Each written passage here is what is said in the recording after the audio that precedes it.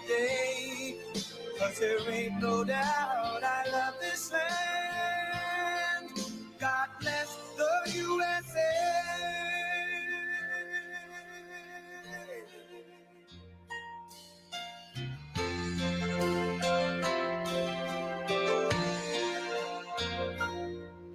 From the lakes of Minnesota to the hills of Tennessee, across the plains of Texas, from sea to shining sea, from Detroit down to Houston and New York to LA, where there's pride in every American heart, and it's time we stand and say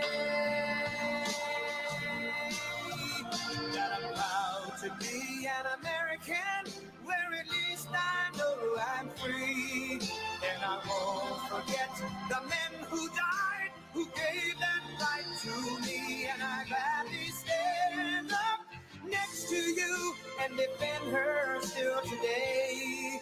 'Cause there ain't no doubt I love this land. God bless the USA.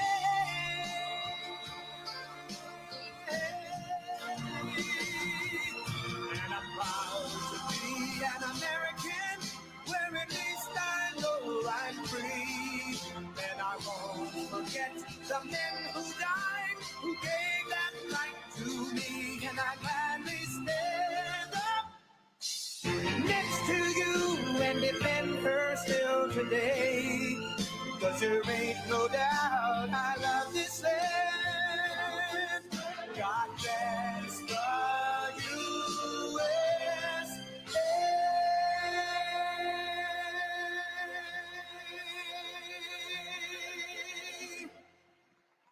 Well, thank you very much. This is a great room. And, we've done very well in this room before, but right now we broke every record. I just heard from Mike Johnson. He said, we broke every record, sir. There is over $35 million. That's not bad for an evening. For an evening, that's not bad. I wonder if you ever turn the room this way. It's interesting because I love real estate. I love ballrooms, have nice ballrooms, a lot of them. I wonder if they ever turned it this way instead. So might be interesting. This way I'm not talking to a wall. They think they get a better view, but actually I'm not sure. But next time, maybe we'll have to worry about that next year. Well, we'll do 45 or 50 million, right?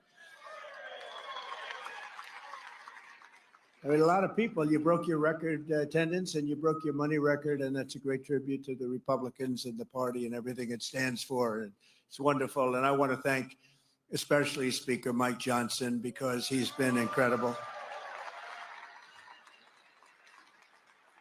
And we have some unbelievable supporters of our House Republican majority with us, as you know, and with the help of everyone in this room.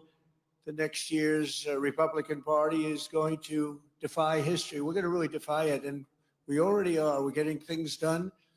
It's going to be very interesting to see. This is going to be a very interesting year. We have an interesting time. We're making a fortune with tariffs, $2 billion a day. Do you believe it? I was told $2 billion a day. I get hit by the press about tariffs. We're making $2 billion. This isn't 35 million, that's peanuts. $2 billion a day. And then they say, gee, they don't know. This is only the enemy can be talking this way. In addition, we have a lot of countries coming to see us that want to make a deal. And we're doing things that nobody's ever even thought about doing. And we're going to defeat the radical left Democrats who are out there complaining about everything. All they do is complain, and then they want to put men and women's sports and things like that. They want men and women's sports. They're still fighting for that. I saw this poor guy. You all know him. I won't mention his name. He's sort of a nice guy. He's a loser. He's a Democrat, but he's a loser. And he was fighting on a big show this morning. We've got to have that. It's not fair that essentially that men aren't allowed to compete against women. Can you believe this guy? But let them do it. I say we shouldn't be fighting a lot of these things. Just let them go. And then just before the next election, we'll unleash on them, because it would be very sad if they actually change their policies. We don't want that to happen. But we're going to win the midterm elections, and we're going to have a tremendous thundering landslide. I really believe that. And It's so important that we pass the big, beautiful bill because that's going to be, and I really think we're helped a lot by the tariff situation that's going on, which is a good situation, not a bad. It's great. It's going to be legendary. You watch, legendary in a positive way, I have to say. It's going to be legendary. But I really think it actually puts pressure on those few Republicans that just can't get there. You know what the alternative is? A Democrat bill or a chapter for the country. You know, we have the debt continuation. And they have to do this. They have to get there. And I think we are there. We had a great meeting today. I think we are there. But just in case there are a couple of Republicans out there, you just got to get there. Close your eyes and get there. It's a phenomenal bill. Stop grandstanding. Just stop grandstanding. Boy, oh boy, oh boy. You know, their policy, the Democrats, is horrible. It's horrible. Think of it, open borders. Just all of the horrible, stupid things they have. You don't have energy. You don't have anything. They've lost their confidence. Everything is bad. But the one thing, they always vote in unison. You don't see somebody that's holding up. I'm going to hold up. And the alternative is hell. You know, the alternative is hell. So the Republicans, just that one little thing the Republican Party has to do is get together and damn vote. If you're a single guy or a second guy, and you fight like hell for what you get. And then in the end, you have to vote because the policy is phenomenal. You know, they don't get every little ounce. It doesn't work that way. And this bill that we're working on now is the best I think we've ever passed. Mike, wherever you may be, it's the best. I think it's the best thing we'll get it passed. But I think it's going to be the most important thing we've ever passed. It's the best thing we've ever passed. And I do think that the war with the world, which is not a war at all, because they're all coming here. Japan is coming here as we speak. They're in a plane flying, lots of them, all tough negotiators. But things that people wouldn't have given us 2 years ago, wouldn't have even thought of it 2 years ago, 3 years ago, 5 years ago, 7, they're giving us everything. They don't want tariffs on themselves. And it's very simple. We're making deals and people are paying tariffs. Countries are paying tariffs. Right now, China's paying a 104% tariff. Think of it, 104%. Now, it sounds ridiculous, but they charged us for many items 100%, 125%. Many countries have. They've ripped us off left and right. But now it's our turn to do the ripping. That's okay. We're going to make our country even stronger, stronger than it ever was. And 2026 Republicans will fight for every state, every seat, and every single vote. We're going to fight like hell. I intend to personally campaign for candidates all across the country, and we just won't. You're right about that. We won't just keep our majorities. We want to expand our majorities by a lot. You know, there's this thing about midterm elections that you have a president and they never seem to win. I don't understand. They never seem to win the midterm elections. And I have no idea why. You know, we're not going to let that be a self-fulfilling prophecy. I have no idea why. We're setting records right now. We're getting more things approved than any president has ever done in the first 100 days. It's not even close. I had somebody say the most successful first month in the history. Now they said the most successful 100 days in the history of our country. And I believe that's right. And we're going to continue that way, if not more so. And we're going to do tremendously in midterms. There's no reason we should do great in the midterms. There's this thing that for some reason, the president, whoever the president is, the midterms are tough. Why would they be tough? If we're doing great, they should be easy. And I'm telling you, we got to win a lot more. But as Mike said before, I happened to listen to him. He was on C-SPAN 1. That's a big upgrade, right? I was listening as I was putting on the tie. How does it look? He was on C-SPAN 1, and they were talking about that. And I thought to myself, because people love him and they love your leaders. They love, really, the party is just doing well. A couple we could do without, to be honest with you.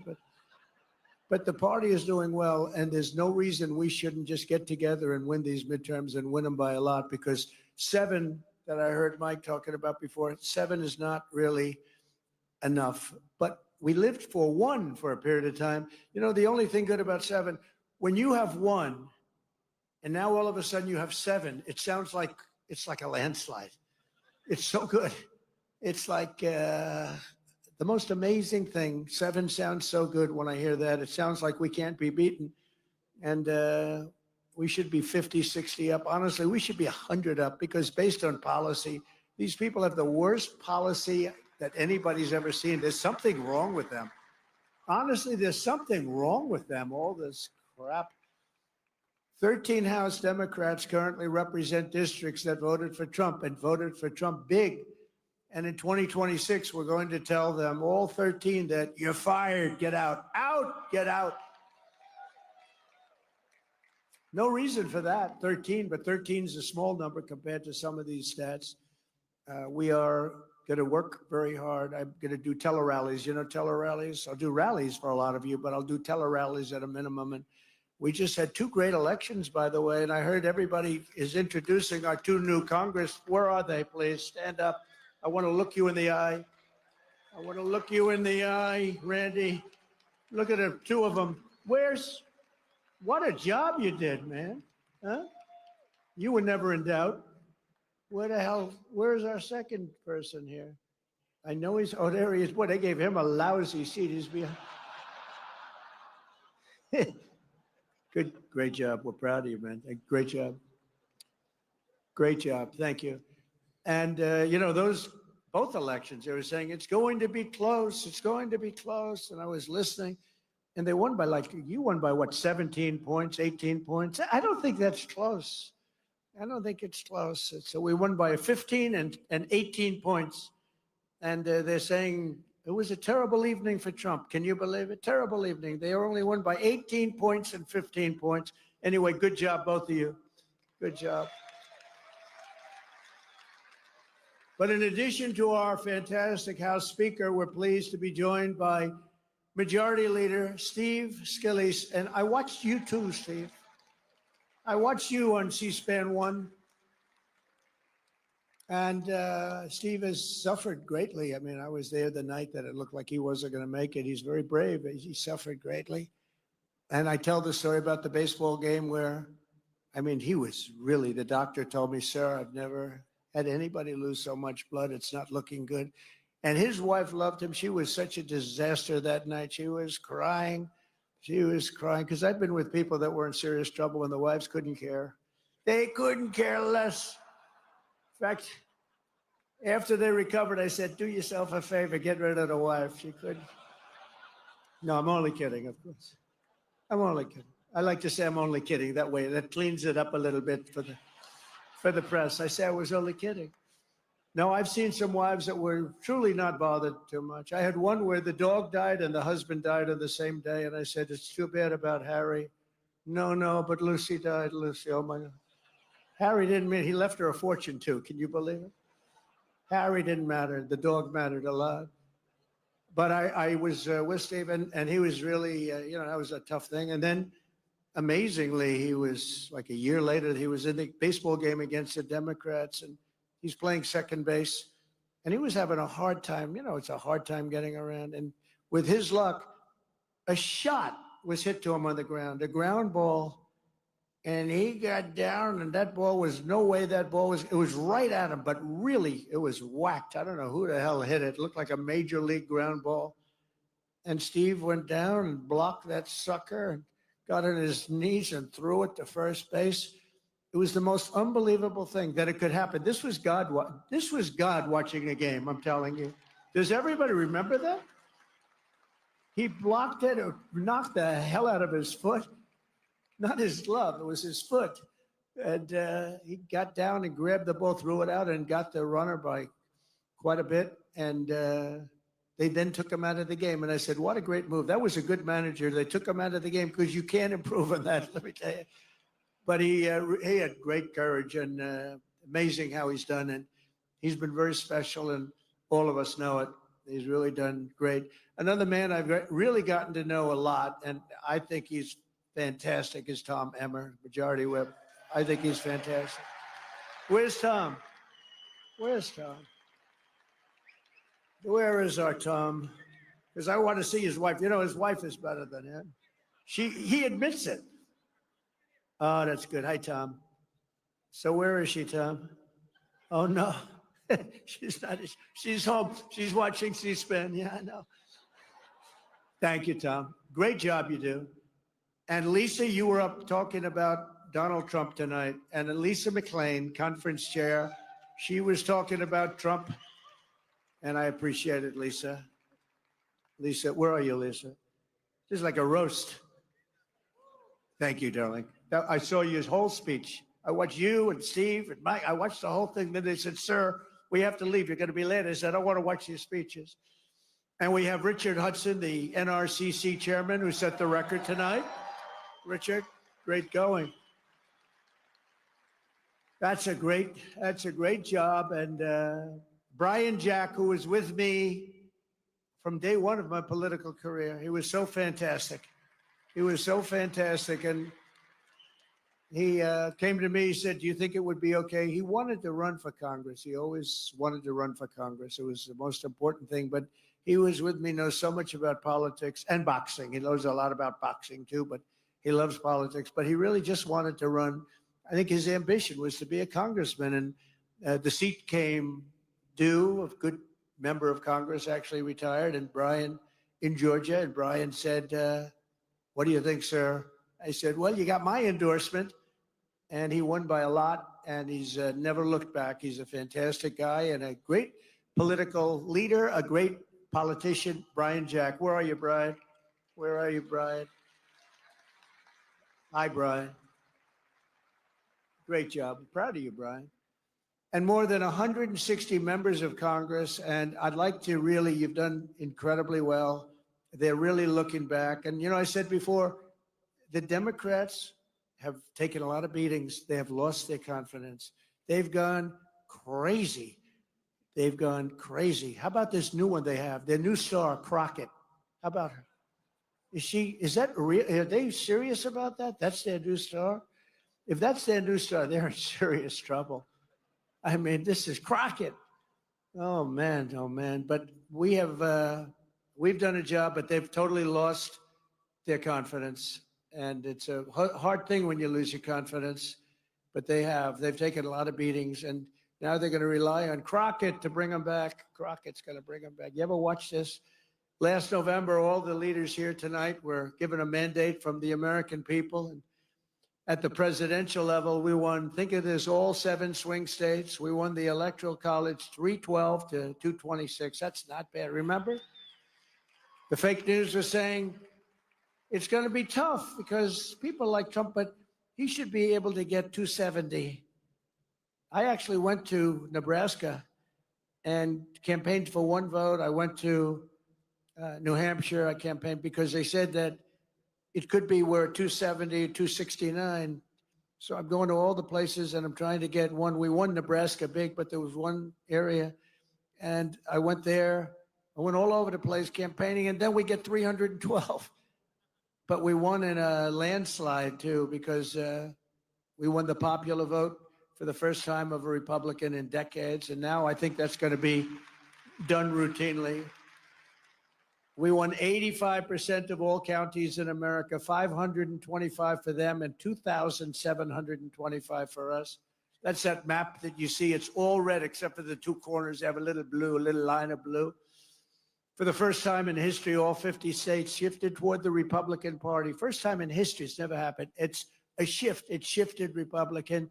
And today there are more registered Republicans than any time in the history of our country. How good? How about that? Meanwhile, approval ratings for the Democrat Party have plunged to the lowest level ever recorded. They're at 26%. So you tell me about the midterms, right? 26, the lowest level ever for either party. The Republican Party is a much bigger party now than it was ever before. And I must say that it's the biggest now since you heard the name Donald J. Trump running as a politician. You heard the name before, but not as a politician. I said to my wife, you know, I think I'm going to do this thing. Do I have your approval? Yes, darling, I think you'll win. See, she's a supportive first lady. I don't know if she believed it or not, but she said it.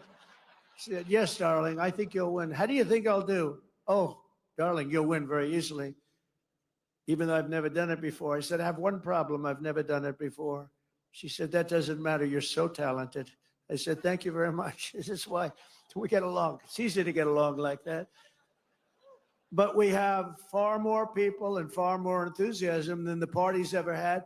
I think I could almost say than any party's ever had. I don't think any party's ever had more enthusiasm than us and spirit. A lot of that's our leadership. The Democrats are a broken party with bad policy. They've lost so much, and both as politicians and as people, they've lost. The stage is set for a monumental victory for the Republicans in the midterms. And many of you, I guess most of you, so many great congressmen and women here. You got some senators here also, but many of you are, all of you are up. We've got to win. We've got to work really hard, and we got to win, because there's no way they should be winning based on policy, and it's ultimately about policy. We simply have to keep our promises to the people, and we have to very simply put America first. Put America first. And I said, I ran on common sense. You know, I ran because it sounds like a phrase that would have been used. I don't know. Nobody tells me it was used in politics before. Now everybody's using it. I see the Democrats, some Democrat guy who's a real sleazeball, got up. He said, yeah, I ran on common sense. That's what I did. Common sense. Yeah. And I said, gee, but the problem in politics, you come up with a little slogan and they copy it. But, you know, they copied no tax on tips. Remember, I said no tax on tips. Nevada hadn't been one for many years by a Republican. And state of Nevada, and don't ever call it Nevada. You'll lose 25%. Call it Nevada. It's true. It seems almost nicer the other way. You know, Nevada sounds like Brooklyn. Does that make sense? I come from Nevada. But don't ever call it Nevada, call it Nevada.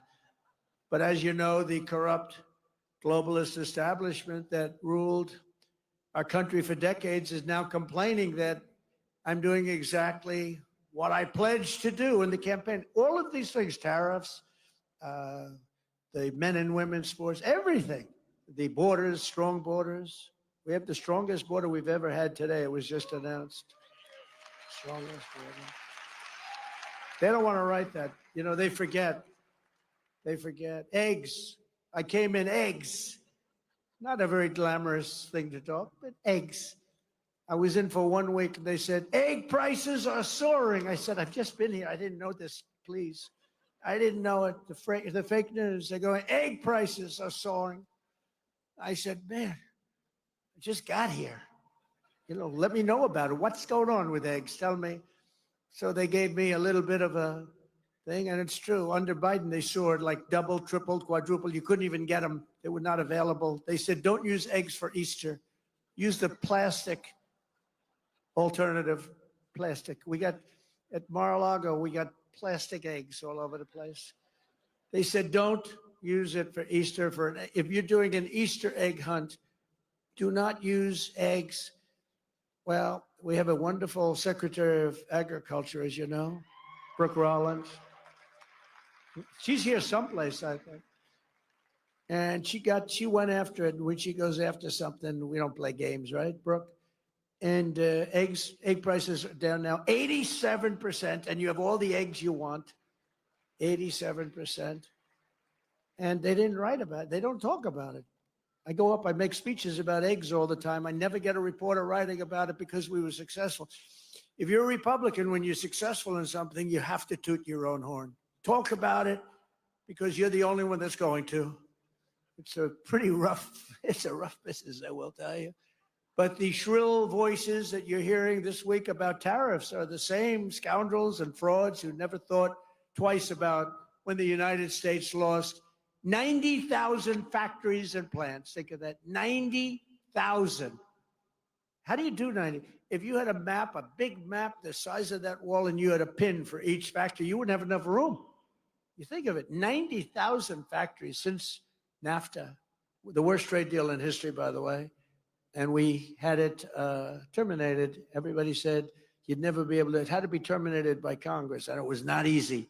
It was so bad. You know, the people have a lot of, it's very interesting. They have a lot of power. They have a lot of political power. It's hard to get even a bad deal terminated, but we did do it. And we got USMCA, and that's been really great. But when they cheat, it's not so good. And they cheat. They do cheat. You know, I respect Mexico. I respect Canada, but they cheat like hell. You know, Canada charges for our dairy products 270%. Nobody knows that. They charge you 2% for the first 2 cartons of milk. And after that, you go up to 270. And the press says they've only charged 2%. No, that's for the first 2 cartons. So it's, you know, we can't have that. And we have to be wise to it and get along with everybody, but we have to call people out. 6 million manufacturing jobs were lost since NAFTA when 21 million illegal aliens poured across our borders. Think of that, many of whom were violent criminals, murderers, drug lords, and the mentally insane. Insane asylums were closed. They used to go crazy when I talk about Hannibal Lecter, the late, great Hannibal Lecter, right? Silence of the Lambs. The fake news would say, why does he talk about that? He's a fictional character. He's actually not. We have many of them that came across the board. He's actually not. But when the people went to the voting booth, then we understood why he talked about that, because they voted for us. They said, we don't want Hannibal Lecter in our country. The great Hannibal Lecter, he was a very important force, but the press would go absolutely crazy if I mentioned Hannibal Lecter's name, because they said he's a fictional character. No, but it was making a point, and the point is they're emptying mental institutions and insane asylums. Not anymore, they're not. Insane asylums into our country. We had numbers, the likes of which nobody's ever seen anything like it. Other countries, I deal with other countries all the time. I am right now on tariffs where they want to make a deal with us. We don't necessarily want to make a deal with them. We're happy the way we are, taking our $2 billion a day. But they want to make a deal with us, and they talk about it, and they say, we cannot believe that they had open borders. These are countries, they have, you know, they have borders, and they don't let people into their country. They can't understand how. They did it because they're sick or they're crazy. There's something really wrong with these people. But the same people now telling me about how to deal with China are the ones who sold out America for decades to China. For decades, they gave up to China. I'm the only one that, you know how much? China's paid almost $700 billion in tariffs under me. And then they say, Donald Trump hasn't been tough on China. They say Trump hasn't been tough on Russia. Okay, here's the story. Nord Stream 2. Did anybody ever hear of it? It's the biggest pipeline in the world. I closed it. Russia had it. I closed it. Putin told me that's the worst thing. You're supposed to be friendly with me. I'd hate to see you as my enemy. I closed Nord Stream 2. When Biden got in, he opened it up immediately. It serviced all of Europe, going to Germany. It serviced all of Europe. We closed it, and they say, oh, he wasn't tough on Russia. I was very tough with the sanctions and everything else. And by the way, just for your information, we're trying like hell to get the fighting stopped between Russia and Ukraine. A thing that never would have happened if the election wasn't rigged. We had a rigged election, and we can say it and say it loud and say it proud because the election was rigged, and we can't let that stuff happen anymore. Go to paper ballots. Go to same-day voting, go to voter ID, go to citizenship. You have to prove your citizenship, a little piece of paper, and you won't have it. Sort of disappointing because a lot of Republican governors, they could do that. Same-day voting, paper ballots, very sophisticated paper, actually. It's all watermarked. You can't cheat. Very hard to cheat. France went that way. They were like us, and they were, you know, having very bad elections, very crooked elections. They had 37 million people. They voted. They had a winner. They had a loser. They went home. That was it. 10 o'clock in the evening, it was over. With us, you ever see, we have these machines that cost a fortune. And they say, we think we're going to have the final vote tally in 2.5 weeks. And wait a minute, this is election day. You ever see where in California they were counting votes 4 weeks later? And then they say, and by the way, all paper costs 8% of the machines. Why is it that Republican governors aren't going to it, okay? What's going on with our Republican governors? If nothing else, you say, even if it was just the same, and it's not, it's, nothing's foolproof when it comes to voting, but it's pretty close. But it costs 8%. In other words, you can have your election 8% the cost of the machines, and you get an accurate count. So it's pretty amazing. They gave us NAFTA, mass illegal immigration, the Democrats did, the fake Paris Climate Accord, and the China's entry into the World Trade Organization. That was a wonderful day for us. China entered the World Trade. They've done pretty good. And, they didn't do things exactly by the books. And they were a developing nation. They still are. They say, we are a developing nation. We should be entitled to more. And our people say, oh, that's right. They're developing. They're not developing. We're developing. Look at some of our inner cities. We got to develop them. But we can't let the Democrats get away with this stuff. But we're developing more than they are. The globalists have been wrong about everything. And so I wear their attack on me because nobody has ever been attacked like a man named Donald J. Trump. In the history of our country, nobody's ever, but I wear it as a badge of honor. Nobody has ever been attacked. I was under more investigations than the late, great Al Capone. He was the most violent criminal. He was the most violent mob boss in history. And I was under investigation far more than him. It wasn't even close. Our opponents are not afraid that our America First policies will fail. They're terrified that our strategy will succeed and we're going to get bigger and stronger and better as a party. And that's what's happening. And that is what's happening. It's going to be something. And I'm actually looking forward to the midterms. I really are. We're going to prove that all of their treasonous years of betrayal will not be forgotten because it's treason. What they did is treason. When they allowed millions of people to pour in through open borders from all over the world, they came. To me, that's treason. What they've done to our country is unthinkable. The money we have to spend to take people out. And then we have judges that say, no, let Tren de Aragua come back into our country. They want him to come back in. Killers, they cut off a man's fingers because did you, sir, make a phone call to the police in Colorado? Yes, I did. You've attacked us and you've taken over our building. They took over real estate all over Colorado. You did, right? Give me your hand. Put the hand down. Boom. Cuts off his fingers. And they want him back. And how about the mix-up with the MS-13, where it wasn't a Tren de Aragua. It was an MS-13 killer. And they said, oh, they got to mix up. Let's get them back into our country. No, we need people that are going to love our country. I'm proud to be the president for the workers, not the outsourcers. The president who stands up for Main Street, not Wall Street, who protects the middle class, not the political class, and who defends America, not trade cheaters all over the globe. They're trade cheaters. They cheated on us. They cheated with tariffs on us. They stole our money. They stole our jobs. And now people are going around saying, oh, we're not treating them right now. We're treating them very good, actually. They're lucky we're treating them so good. And, when I have tariffs and I say, well, we're going to charge what they did. We're going to charge what they did. And then I say, I'm going to charge much less than they did. Believe me, we're actually being nice about it. But we're doing very well, better than we've ever done before. My job is not to maximize the profits of outsourcers and these foreign corporations are horrible. It's horrible what they're doing. But we're catching them. We're catching them by the dozens. My job is I have to defend the American dream, and I have to defend the American citizens. That's my job. I have to defend that. The American dream is never mentioned. It was mentioned for 4 years, and now it's being mentioned again, but it was never mentioned when we had Sleepy Joe in office. I used to have the hardest thing I had to do with Joe Biden is the nickname. Do I call him Sleepy Joe or Crooked Joe? Could we take a vote, please? Who wants to call him Crooked Joe? Who wants to call him Sleepy Joe? That's my problem. It's like the same. They both work. They both work beautifully. Joe had one ability that I didn't have. He said he was a good golfer. He's terrible.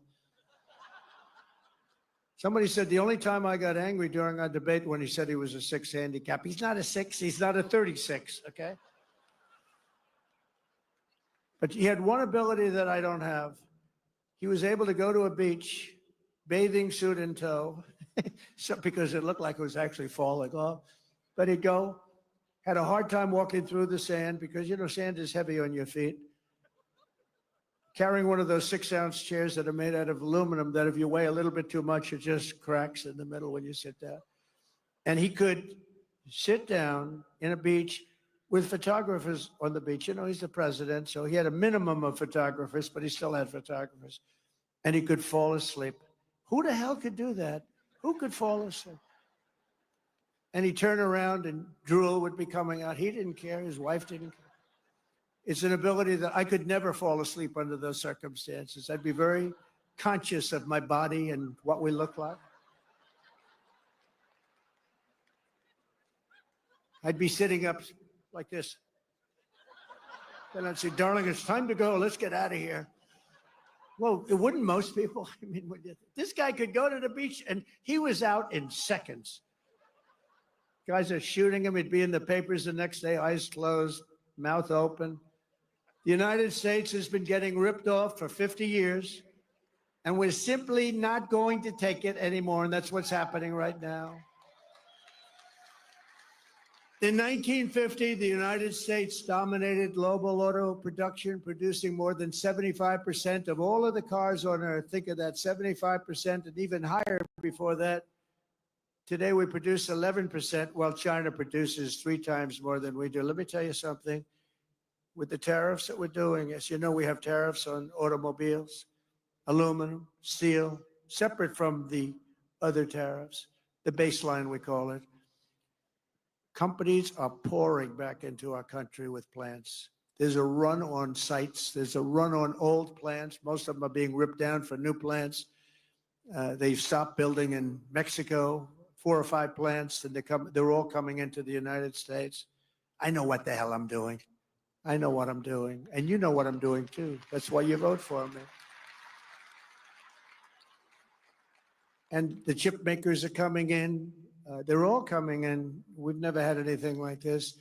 We have investment, they think, of about $7 trillion. And that's been in a month and a half. Think of that. For the first, you got to give me a little time to get warmed up with that. So let's take the first couple of weeks off. For about a month and a half, we got almost $7 trillion spoken for. Trillion. We've never had that. I don't know if we've ever had it any time, but if you go back and look at Biden and these other campaigns, any of them, they didn't have those numbers for the year. These are the biggest chip makers in the world, the biggest auto manufacturers in the world. $7 trillion of investment, and that means jobs. I look at it differently, not investment. I look at it as jobs. And they're coming in at levels that we've never seen before. And it is true that Mexico, they've stopped building plants, and those plants are now going to be built in the United States of America. So it's pretty exciting. All because of 2 things. They say, they want to be nice to me. They say, sir, because of November 5th, the election, and because of tariffs. I said, in that order? And the smart one said, yes, sir. First was that you got elected, and second was tariffs. And I'll accept that, But I will tell you, because of tariffs. But I'm the only one that would have done the tariffs because everybody was afraid. They were afraid of being criticized because the globalists will go after you. For 7 decades, American ships have patrolled the seas. American troops have kept the pace and peace. And American wealth has enriched the globe. But despite all we have given to them, you will not find an American car in Berlin, in Tokyo, in Seoul, in Shanghai, not a car. I used to say to Angela Merkel, Angela, how many Chevrolets do we have in Berlin? Why, none, Donald, none. That's right, Angela, you got it. How many Chevrolets do you think we have in Munich, Angela? None, Donald. I said, you sent us 7 million cars last year. So we're going to start buying American-made cars or cars that are manufactured in America. And if you can do it, not part of what I was going to say, but one of the best things that I think I've come up with is interest deductions. If you buy a car that's made in America, you get an interest deduction on the money you borrow. And I love it. I hope you can do it, Mike. I hope you can do it because I haven't bugged you about that. I've been talking about no tax on tips, no tax on Social Security, no tax on overtime. And I haven't really been as strong on this one, but it's only because it gets a little bit long, you know. But if you think of it, you buy a car, you borrow money, and you get a deduction on that money if the car is made in America. I'm thinking that will not cost you 10 cents. You'll make money with that one. I think you make money actually in a certain way with the other three also. I think they're very important, and they were part of our campaign. I was going to say before that in Nevada, that when I came up with the no tax on tips, I think that's why we won by a massive amount. And interestingly, they came up about a month and a half later. She was making one of her few speeches. She didn't speak too much for a reason, good reason. She's making a speech.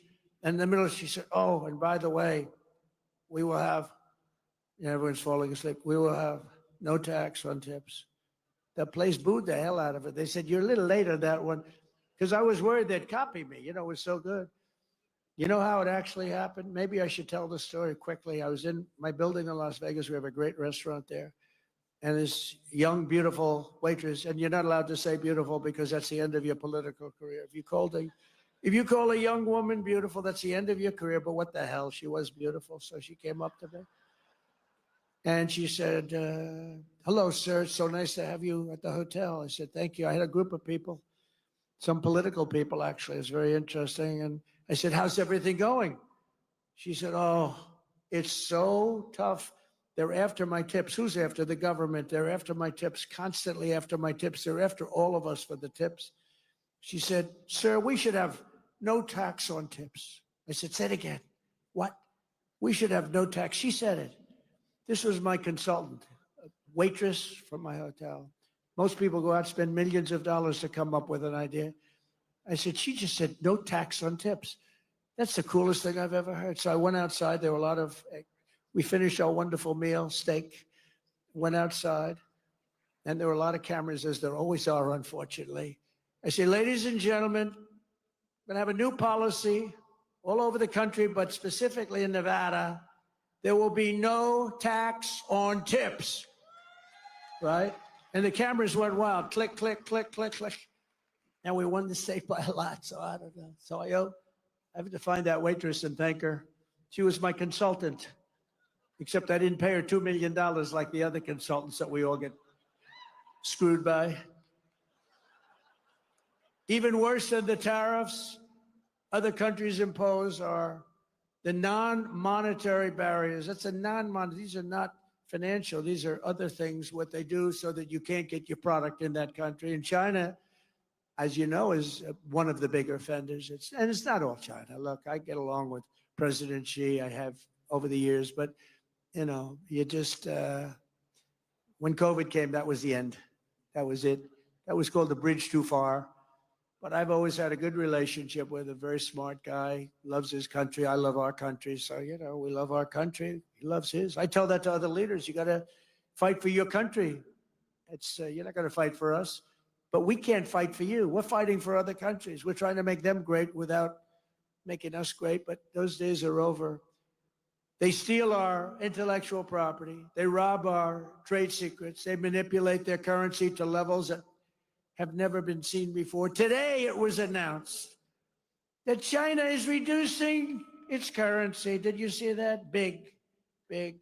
In other words, they're going to make up for it. They got every trick in the book. I'll tell you, they are great. You got to hand it to them. You got to hand it to them. They're manipulating their currency today as an offset against the tariffs. Not supposed to do that. The game isn't supposed to be played that way. It makes it very hard for us. But in the end, it's not good because they have to buy oil. See, we don't need oil. We don't need oil and gas. We have more than any other country. They have to buy it. That's where it hurts them when they do that. It costs them twice as much. And they ship their products through every one of our trading partners, running up our deficits with these countries. They sell a lot. You know, when you put a tariff on them, they sell it like with steel. They were dumping tremendous amounts of steel into our country during my term. I saved every steel mill. We only have steel mills because of what I did. I put a high tariff on them, 25 and then 50%, and it stopped. It stopped. They were dumping so much steel, we would have lost every single steel mill. The people that like me best are the people in the steel business, but I think the auto business is going to be right there. I think chips are going to be there. I think pharmaceuticals are going to be there because, you know, we don't make our own pharmaceuticals, drugs, and other things to get better. They're made in other countries, and you pay a number. I mean, the same package in our country compared to like London and other places is sometimes 10 times more. 10 times more.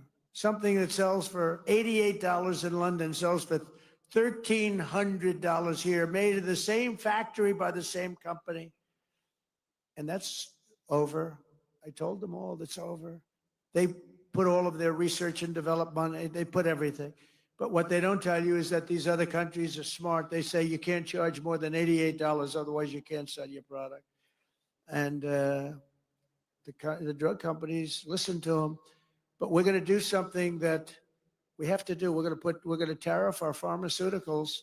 And once we do that, they're going to come rushing back into our country because we're the big market. The advantage we have over everybody is that we're the big market. So we're going to be announcing very shortly a major tariff on pharmaceuticals. And when they hear that, they will leave China, they will leave other places because they have to sell, most of their product is sold here. And they're going to be opening up their plants all over the place in our country. We're going to be announcing that. So that's breaking news. Ladies and gentlemen, we have breaking news. That's what's going to happen. What other presidents allow China to get away with is absolutely criminal, but I'm not like the other presidents, and it's not going to happen under President Trump. It's just not going to happen. After all of the abuses they've perpetrated, China's attempting to impose additional unjustified tariffs. Just so you understand, they all got rich because of tariffs. You know, now when we do it, oh, it's so terrible what Trump is doing. It's so terrible. They got rich. And not only China, many countries. I mean, you look at Vietnam, you look at so many, I could name 50 right now. Biden couldn't do that. He couldn't name any. Name one country. Name any country. What's the name of our country? He doesn't know. That's why additional tariffs on Chinese goods are in place effective midnight tonight at 104%. Until they make a deal with us, that's what it's going to be. I think they'll make a deal at some point. China will, they want to make a deal. They really do. They want to make a deal. They just don't know how to get it started because they're proud people. China will now pay a big number to our treasury. This is all taxes. And don't let them keep telling you that this is a tax on our people. I hate that. You know, they say it's a tax. No, often much of it is paid. And hey, look what happened during my first term. We had no inflation, and yet I took in hundreds of billions of dollars in tariffs and taxes from China. No other president got 10 cents in tariffs or taxes from China. I got hundreds of billions of dollars, hundreds of billions of dollars. And I still got along with them because they understood what they were doing was wrong. They understood it. It's when you explain it, they sit up, they say, I've had numerous leaders tell me, you're right, sir. I was waiting for you to bring this up. Because some of the trade deals that were made by predecessors as president were so bad, you almost wonder who did these deals. They were either crooked or stupid. They could be nothing else. They were either stupid or crooked. It's terrible, but it's all being changed. I changed a lot of it in the first 4 years, but it's all being changed. You know, in the first 4 years, we had the most successful country in history in terms of economics. We had an 88% increase in the stock markets. We had an 88% increase. There's never been any president that had an 88% increase. We had 88%. And there are a lot of happy people. And I think we're going to do much better than that this time, because this time I'm doing what I want to do with respect to the tariffs. I think we're going to do much better. And just remember the numbers. When you get up to $2 billion a day, $2 billion a day, they're saying, sir, can't be that, can it? I said, yeah, it can. It's the biggest transaction ever made. This is bigger than any deal. You guys, some of you work for companies. Your companies are peanuts. I don't care how big they are. Compared, this is the largest transaction in the history of our country. And don't let some of these politicians go around saying, because I'm telling you, these countries are calling us up, kissing my ass. They are dying to make a deal. Please, please, sir, make a deal. I'll do anything. I'll do anything, sir. And then I'll see some rebel Republican, some guy that wants to grandstand, say, I think that Congress should take over negotiations. Let me tell you, you don't negotiate like I negotiate. Congress takes over negotiating, sell America fast because you're going to go busted. You don't. I just saw it today. A couple of your congressmen said, I think we should get involved in the negotiation of the tariffs. Oh, that's what I need. I need some guy telling me how to negotiate. I tell you, the happiest people in the world would be China. They wouldn't be paying 104%. I tell you, they'd be paying no percent. We'd be paying them 104%. That's the beauties. These guys, we got to be careful. And even the concept of it hurts your negotiation. When they see a little story like that, the other side, it hurts your negotiation. And then the fake news wants to build it up, and it has no chance anyway. But we have to remain united. As I defend workers from unfair trade, House Republicans have a chance this week to bring trillions and trillions of dollars pouring back into America by pushing forward with the largest tax cuts in American history, which is what you're working on right now.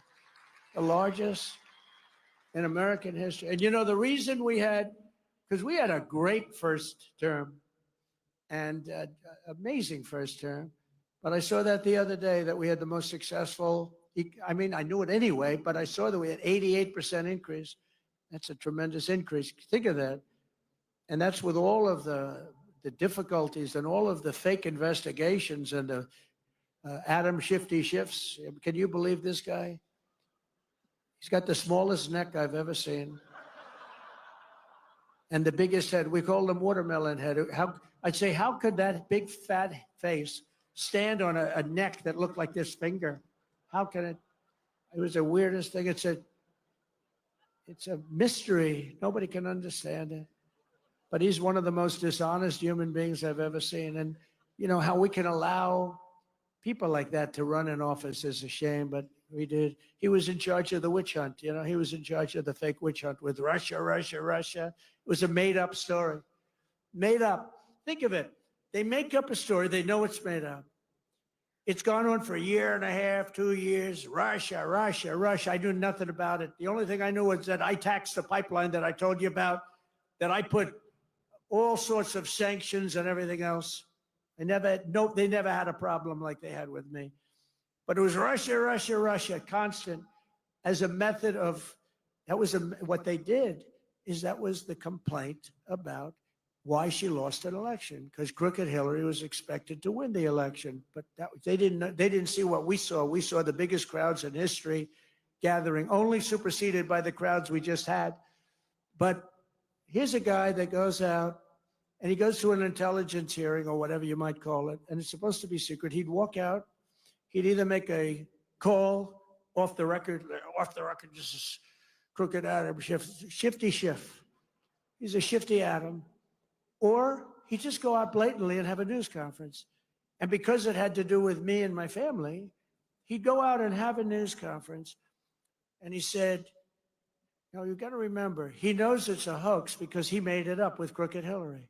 So he knows it's a hoax because we're dealing with human beings on the other side. He'd say, Donald Trump Jr., the son of the President of the United States, will spend many years in prison because of what he's done with Russia. Now, think of that statement on a human basis. I have a young son, who is being told that he's going for prison on something he doesn't even know what they're talking about. He said, Dad, I don't know what's going on. They keep talking about I'm involved with Russia. I don't know anything about Russia, I swear to you, Dad. And yet, Adam Schiff goes out and makes a statement about a hoax that he made up, that he knows is false. How bad a human being do you have to be? They put my son and my family through that kind of trauma. These are bad people. These are sick degenerates. And I used to be much nicer to them. I gave them the benefit of the doubt, but I've just seen too much. They make up a story about Russia. It's a hoax. And eventually, now they've all admitted it was a hoax. On to the next one. That's Russia, Russia, Russia. But they know it's a hoax. And they say about a young man that he's going to spend the rest of his life in prison because of what he's done with Russia. He knows it's a hoax. How bad do you have to be to have that happen to your son? And, you know, it has a bad effect on a family, a bad effect. You know, you okay, Don? I am dead, but I don't understand. They keep tying me to Russia. I don't know anything about Russia. He didn't know a damn thing about Russia. It's a disgraceful situation. That's why we got to kick their asses in the midterms, or we got to kick their asses again in 4 years. If we slash taxes on American workers and producers, our economy will soar, jobs will surge, manufacturing will boom, and our country will prosper like never, ever before. We got to get this big, beautiful deal done. We got to get it done, and get it done now. Don't wait 2 weeks. Don't wait 2 weeks. See, bad things happen. Crazy things happen in politics. Just get the damn thing done and stop showboating. A couple of people want to, sure, I got to get a little bit more. A little bit more, you know what you're going to get? You end up getting nothing. You end up getting a Democrat bill or worse.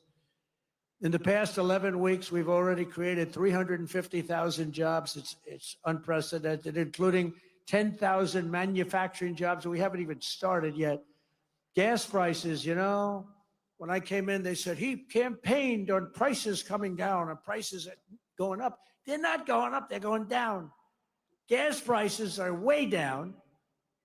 In fact, they had something $2.50 a gallon. I saw on television a little while ago in between watching my great friends on C-SPAN.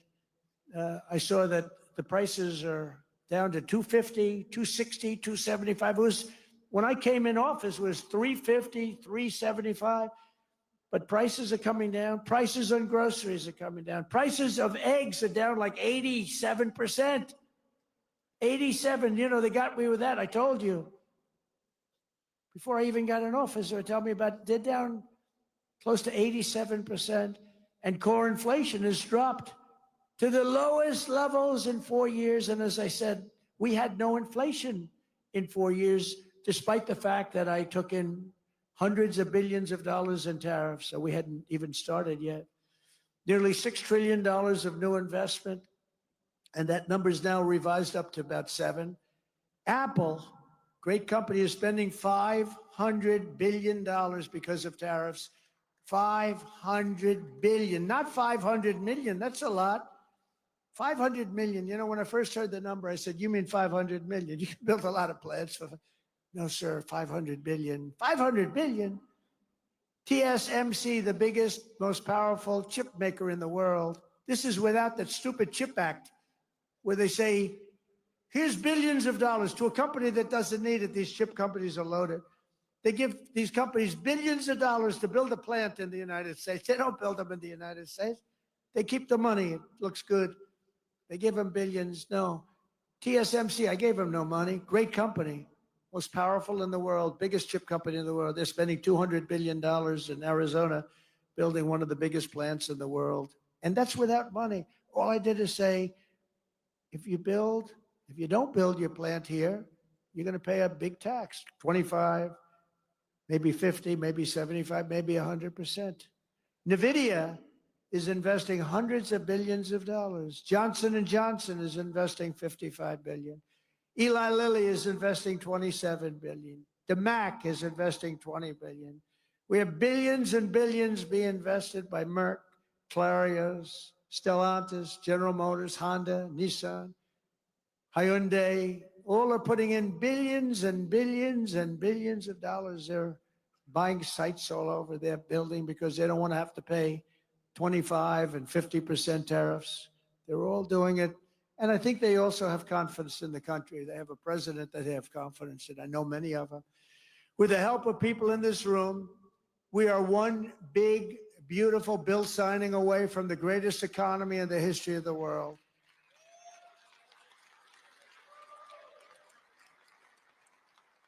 And it's an overhang. You know, this bill's an overhang because if it doesn't get signed, we will have imposed the biggest tax on the people of this country in our country's history by 40%.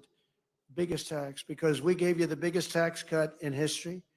Now we're giving you another, which is one of the reasons that there are many reasons why we were so successful. That's one of the big ones. The other one is that 1 year deduction, all in 1 year deduction, so big, and I know they're working on that, the big deduction. It makes people invest. But now we're working on something that's going to, I think, blow it away. This bill is unbelievable. It's going to bring a lot of money back into our country. But if we don't do it, it's going to be a disaster. And you just better hope that people believe that it was the Democrats' fault, because, you know, they're very good at saying it was our fault. It'll be the biggest tax increase in history. And all my life, as I watched politicians, I wasn't a politician, but I watched them and I contributed to them a lot, contributed a lot of money over the years, but I watched it. But all my life, I'd hear politicians saying, we are going to give you a tax cut. I will cut your taxes. We will cut your, I never heard, they're the only party that says, we are going to increase your taxes. Vote for me. Who the hell ever heard this? Only these people. We're at a strange time. These lunatics go out and they tell everybody how you're going to have a big tax increase. So maybe they want the bill to fail so that we can have a tax. Maybe they'll take credit for it. But I've never heard that said. Oh, I've watched politics all my life. I've never seen politicians campaign on, we're going to increase your taxes, except these crazy Democrats.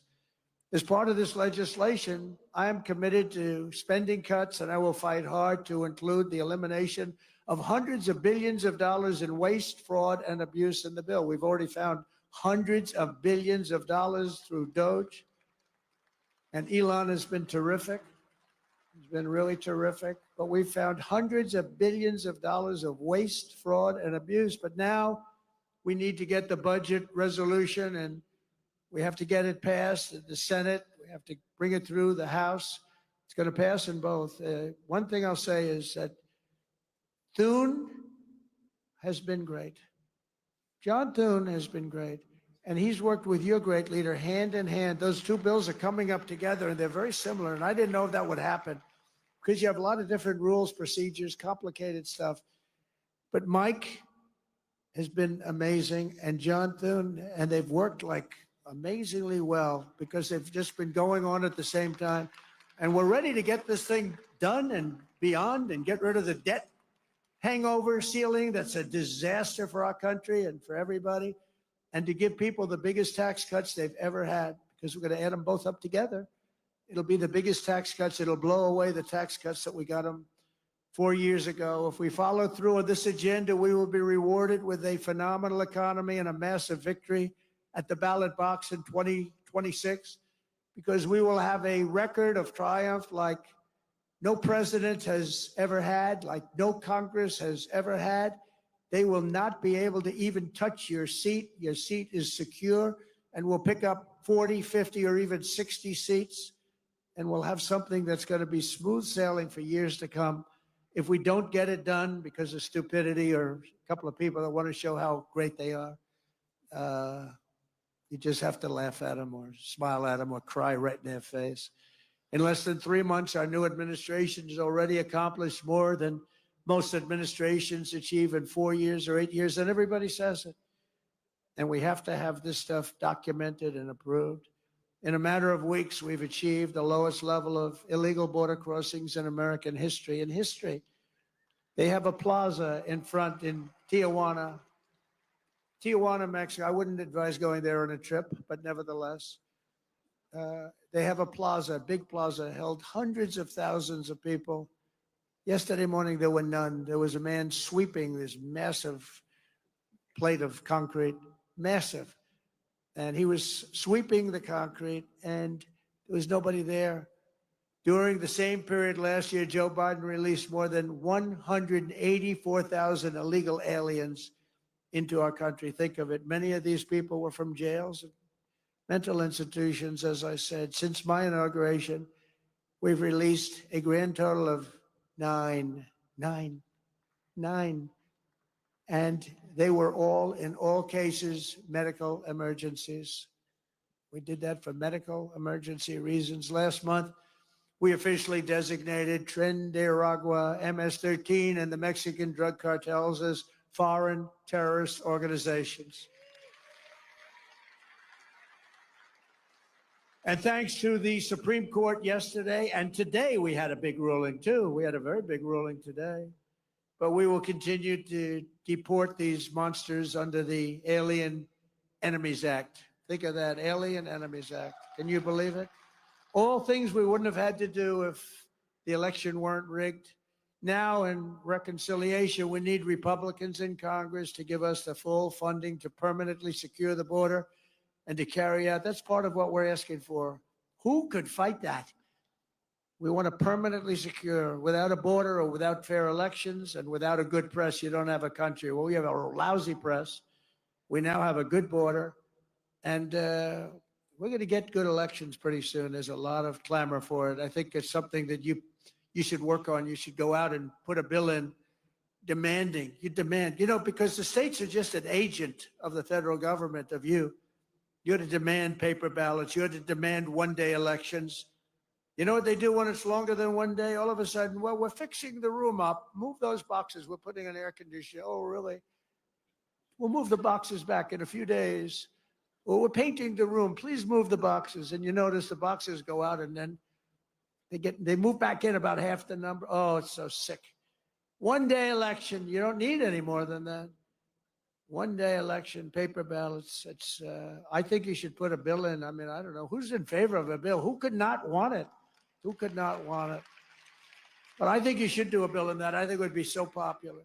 And more importantly than popular, it's so necessary. You have to have great elections. You have to have fair and free elections. And you've got to have borders. Otherwise, you don't have a country. To quickly bring down the cost of energy and lower the price of everything, on day one, I declared a national energy emergency to drill, baby, drill. We're drilling. Oh, we're drilling. I withdrew from the unbelievably expensive for us, the Paris Climate Accord. So we were paying, it would have cost us $1 trillion, $1 trillion. China doesn't come into it till like 2035. Russia's based on a 1992 standard when the air was dirty.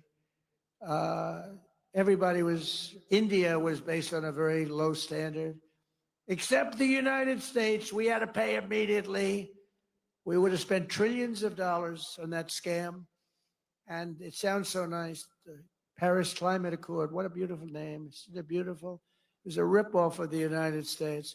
Well, don't forget, I'm negotiating with these people, but if you really look, the European Union, why was that set up? It was set up to screw the United States of America. They formed a group of countries, got together, and let's make life miserable for the United States of America on trade and other things. And they have done that. They've done that. They've treated us very badly. We don't sell cars into the European Union.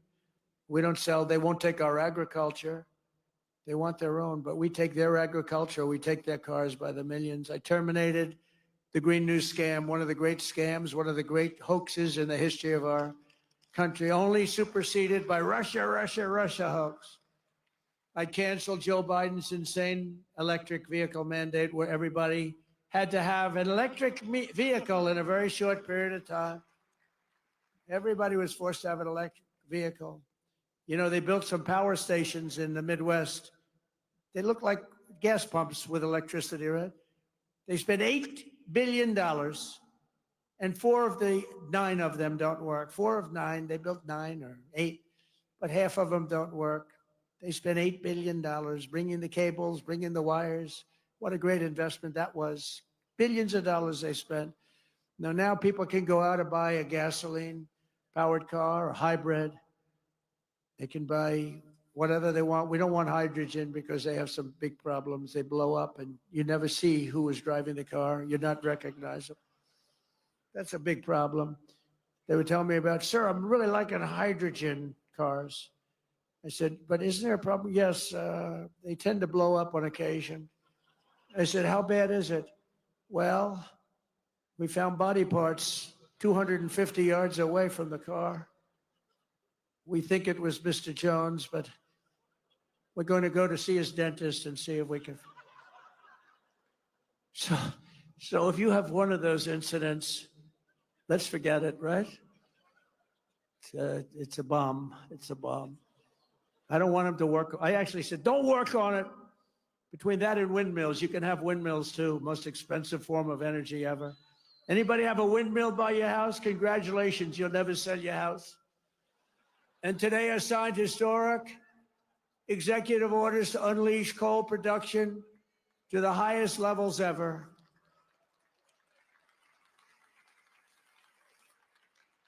Because, you know, coal is the most powerful thing. We have more of it than any. We have more liquid gold under our feet, oil and gas, and we have more coal than any other country. No other country has as much as we have. All different forms of coal. And take a look at China. They're building 2 coal plants a week. Think of that, 2 a week. We are screwing around with wind. Oh, wind. These people are crazy. They say, oh, it's great for the environment. Yeah, it kills all your birds. You want to see a bird cemetery? Walk under a windmill sometime. Got birds all over the place. They're screaming for help. They got whacked. The environmentalists, it's an environmental dream. You know why? Because you're never going to have energy. They're the most expensive form of energy there is. 10 times more expensive than clean natural gas, 10 times much more expensive than coal, and they're very unreliable. Like if they wanted to watch us tonight on television, Alice, I want to watch the president tonight. I'm sorry, darling, but the windmills aren't blowing. We're going to give them confidence to do what they have to do long into the future, because coal is going to be a big factor in our country now. You know, it does give us our electricity, because there's nothing like coal in terms of power, but it's going to be clean, beautiful coal, like our bill. It's going to be clean and beautiful. Coal miners, and by the way, they've made tremendous progress with also coal in terms of clean coal. But the coal miners standing alongside of me this afternoon in the White House, they were incredible. They were a beautiful sight to behold. These are really great American patriots, beautiful guys. I didn't want to have any arm wrestling contests with any of them, I can tell you that. They're good, strong guys. That's what they want to do. They love to dig coal. That's what they want to do. They don't want to do gadgets and widgets and wadgets. They don't want to build cell phones with their hands, their big, strong hands, doing a little thing. Remember when Hillary Clinton went to West Virginia and she had decimated them 3 weeks before in like some state where they make little tiny circuit boards. And she said, we're going to teach the miners in West Virginia how to make a circuit board with little tiny things. He said, we're going to teach them. And then she went to West Virginia. She was in the campaign. And she had to go there. Do you remember that stop? It was memorable. It was one of the worst. Did they go after her? And one of the miners said, I don't want to do anything else but dig coal. I want to dig coal. They said it today. That's what they love. They love doing it. It's like that in a lot of industries. People love doing what they're doing. They want to dig coal. That's what they want. They don't mind going deep in earth. They feel comfortable there. Me, I could do without it. But they feel comfortable. They're incredible people, actually, hardworking, incredible people. And we're giving them their lives back. We've also begun the largest deregulation campaign in history. For every 1 new regulation, I have directed that 10 old regulations must be eliminated before the first one can go into effect. And we're working tirelessly to restore peace through strength and bring back the hostages held captive abroad. We've brought a lot of them back already, but what a sad situation that is. What a sad situation that is. That would have never happened to our president. October 7th would have never happened. And I said Russia-Ukraine would have never happened. All this stuff, inflation would have never happened. Afghanistan disaster would have never happened. Most embarrassing moment in the history of our country. Not leaving. I was going to leave. I'm the one that got them to a point where they could leave, but I was going to keep Bagram, the air base, one of the biggest in the world. I was going to keep it, not for Afghanistan, because it's 1 hour away from where China makes its nuclear weapons. Wouldn't it be nice to have it? You know who occupies it now? China. occupies it now. Can you believe how stupid this guy was? On top of that, they get blown up at the airport, leaving the wrong airport. They didn't leave from Bagram. They left from a local little airport, which was crowded and like crazy with the people from the towns and cities. And the bomb went off and decimated hundreds of people, killed hundreds. We lost 13 soldiers, but we also had 42 or 48 horribly injured, arms, legs, face, horribly injured. All because we had a stupid leader. Should have never happened. Should have never been involved in that. We're also joined tonight by a number of brave souls who were recently released from Hamas captivity. Hamas is just a disaster, the level of hatred. Where are the people? Hamas, they understand what that's all about. Where are you?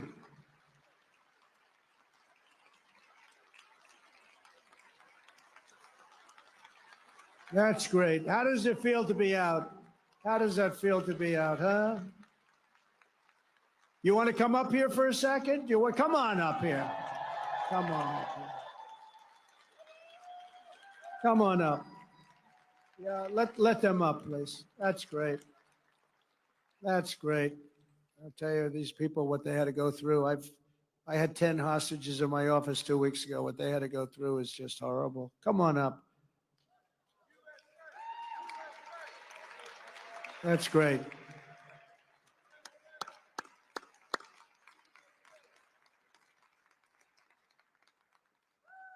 That is so nice to see you. That is so nice.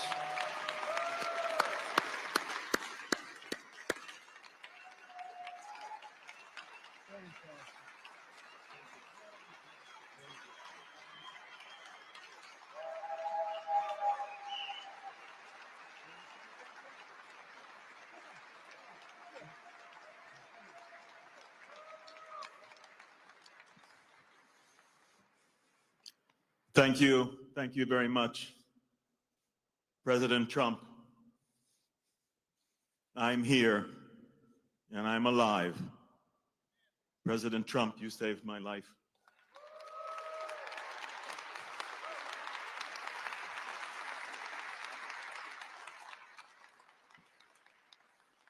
You saved the life of 33 hostages that because of your efforts and you're setting the hostage crisis at the high priority of what you are doing among all of the enormous issues and things that you're dealing with since you came into your position as President of the United States. You set the hostage crisis at the highest priority. You got 33 of us home alive. We all owe our lives to you. Thank you, thank you, thank you. And please continue your tremendous efforts and your tremendous actions and your tremendous accomplishments. Continue, and we will get, with your help, all of the remaining 59 hostages still in Gaza back home. Thank you.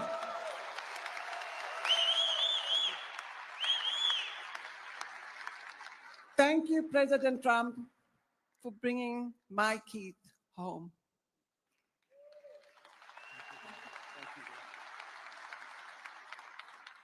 Keith's grandchildren are the happiest. Keith's children are the happiest. Keith's family is the happiest. But I am the most happiest. Thank you so much. We need you. We need you to bring all the hostages home. There's 24 that are alive and 59 to come home to their families, just like I received Keith, they needed to. We have Yair standing here with us, and Eitan, his brother, is underneath the ground now, begging to get out. So I'm begging you all to help us. We need your help. Thank you.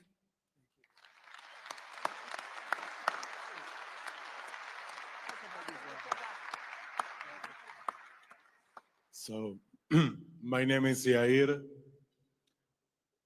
I've been in hell for 498 days. I've been held in hell with Hamas terrorists.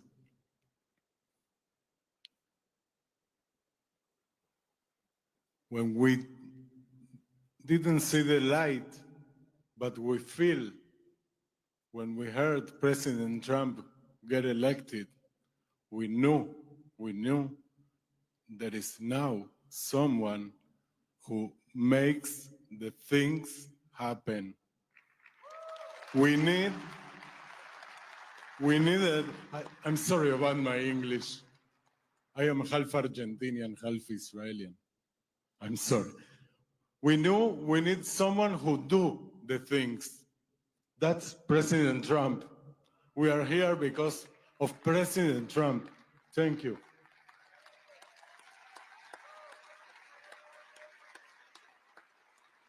Thank you for your efforts. It's really surreal to be here. You know, I'm a simple man. I'm running the bar in the kibbutz in Niroz, where I was live, and now I'm here with President Trump, who's running the world.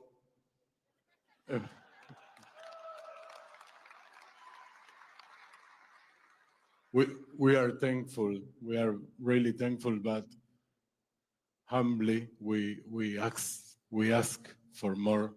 The last push, the last 59 people, the last 59 hostages, among them my brother Eitan, and what is Liran brothers, Zivi and Gali, and Eviatar, all the brothers, all the families. In a few days we mark the Passover, right? Pesach. It's a family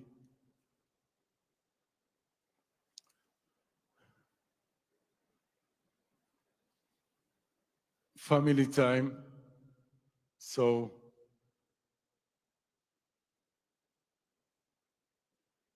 I expect that in the next Seder,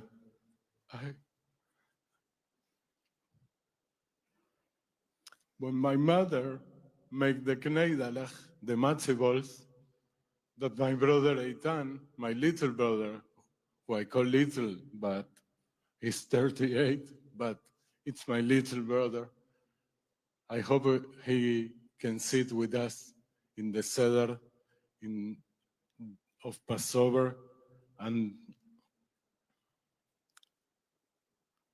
wow, it's overwhelming. I just want to tell you again, thank you. Thank you very much.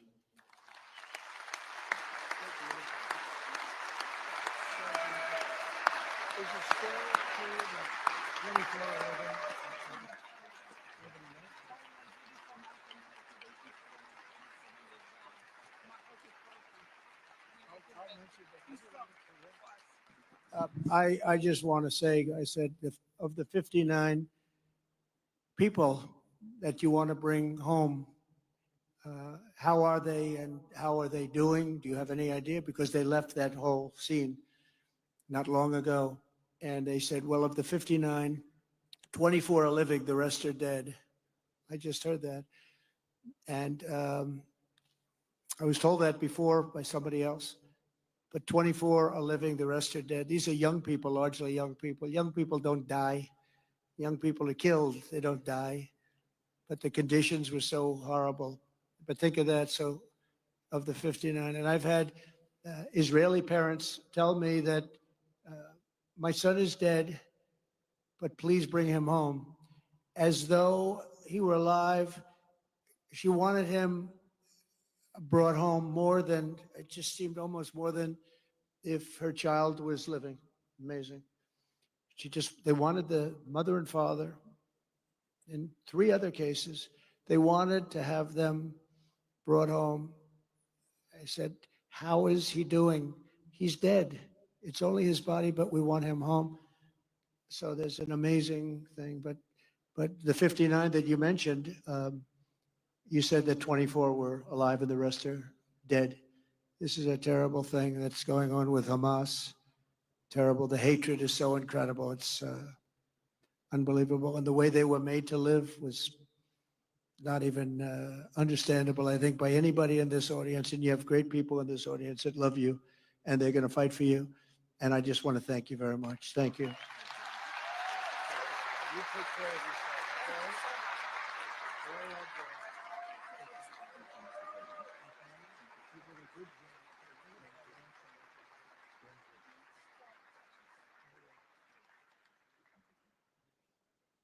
Thank you.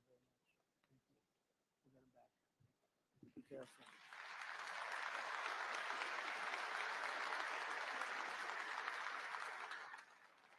It's incredible what they've been forced to live with for 450, 500 days. Incredible. Nobody in this room could really understand it. I found it hard to understand, but will not rest until your loved ones have been returned home. And hopefully we can do it the right way.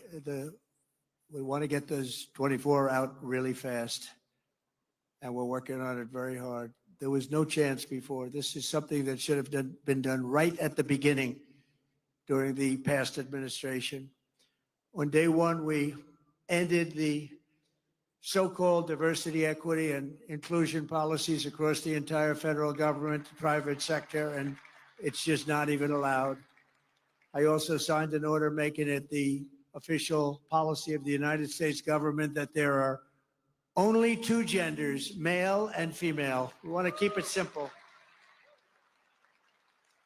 As you know, in a very important executive order, I banned men from competing in women's sports. That was done, and I hope all of these executive orders can be codified, can be voted on by Congress. I can't imagine any Republican that's not going to vote for them. Many of them, over 100. And I think every single one of them is just common sense, good.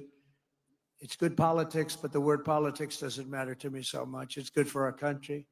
If Democrats retake the House next year, they will try to reverse all of the progress that we've made, which is record-setting progress. Instead of House committees run by Mike Johnson, Steve Scalise, Jim Jordan, James Comer, Ronnie Jackson, and so many other of our friends in this audience, the House will be run by the same band of radicals and lunatics you saw at my address to Congress, including Hakeem Jeffries, AOC, Ilhan Omar, Nancy Crazy Pelosi, and Weird Al Green. He's a weird dude. No, he should have been treated very badly for the way he behaved that night. Think of it, they didn't stand up. They didn't pay respect to anybody, including, think of it, you take a look at Laken Riley, you take a look at any of the people there, the parents of these incredible people, the young boy with cancer, serious cancer, wanted to be in a police department, would give anything to be a policeman someday. They refused to even applaud or acknowledge them. They're sick, there's something wrong with them. They sat, as the stories were explained, 2 young ladies savagely killed by illegal aliens. They came into our country and they killed these 2 young ladies, and the Democrats sat there. They didn't smile, they didn't clap, they didn't do anything. I think you frankly win the midterms. Just all you have to do is show a picture of these grieving parents, uncontrollably grieving, and they didn't get one clap out of the whole group of them. They just sat there like stoic and disgraceful. And you show that in your commercials that you're going to be putting on, and you'll win every race that we have in this room. That was a bad night for them, and now they know it. They're trying to make up for it, but they're just, I don't know, something wrong with them. That's why every day from now until November 2026, we're going to fight to elect and expand the Republican majority of the House and save our country from these radical left lunatics. We will not be deterred. We will not stop. We will not yield, and we will never, ever back down. We're not going to back down. They would lose respect if you back down. They're the ones that back down. They're the ones that have lost their confidence. They're no good anymore. I saw politicians that were good politicians 4 years ago. They're not good politicians anymore. They've lost their confidence. They've totally lost their confidence. But they can get their confidence back, so you can't rely on that too much, I guess. Together, we're liberating our country, reclaiming our wealth, unleashing our energy, protecting our children, rebuilding our military, repelling the invaders, deporting the criminals, destroying the gangs, and unlocking what history will know as the golden age of America. This is going to be the golden age of America.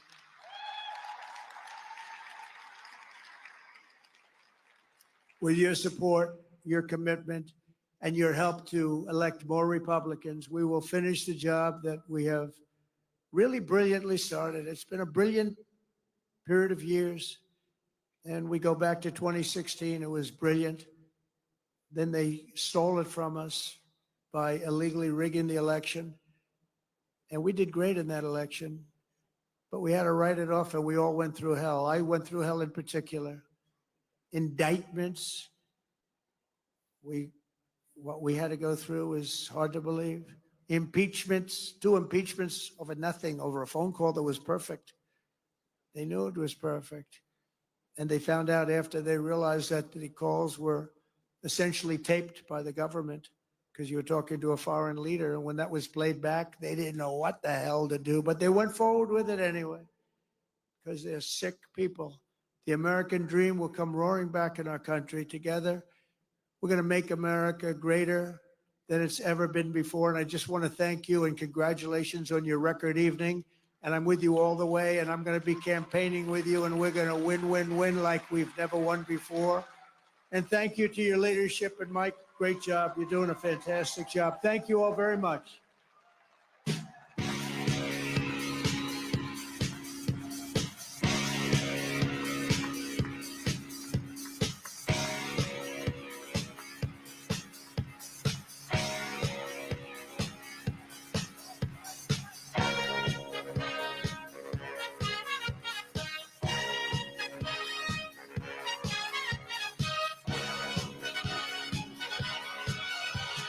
Young man, there's no need to feel down. I said, young man, pick yourself off the ground. I said, young man, cause you're in a new town. There's no need to be unhappy. Young man, there's a place you can go. I said, young man, when you're short on your dough, you can stay there. And I'm sure you will find many ways to have a good time. It's fun to stay at the YMCA. It's fun to stay at the YMCA. C-SPAN's Washington